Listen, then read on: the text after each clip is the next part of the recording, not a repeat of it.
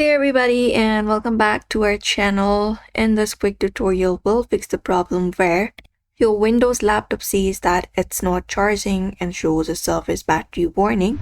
So let's just get into it and start with it. So we can start by a simple reboot. You can go over and look out for the restart option on your screen.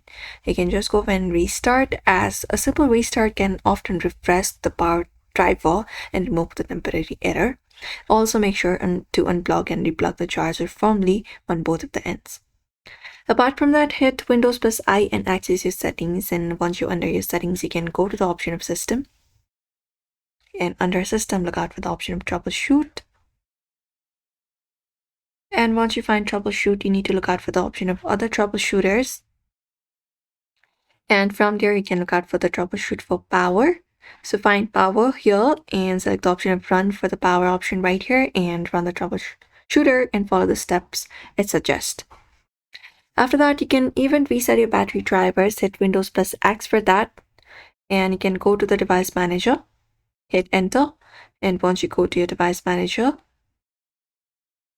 you may just go over and look out for the option of batteries. Expand the option of batteries right here.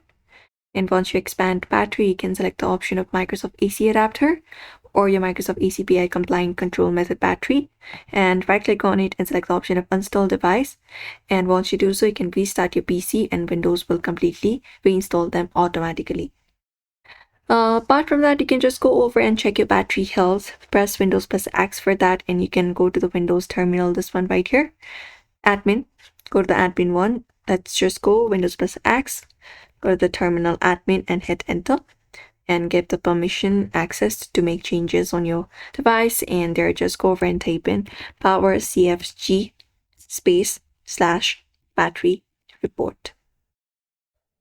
Just go over and type in power cfg / battery report.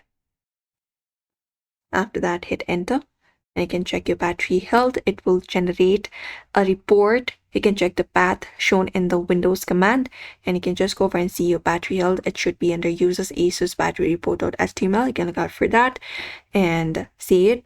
And if the design capacity versus full charge capacity is very low, the battery likely needs replacement.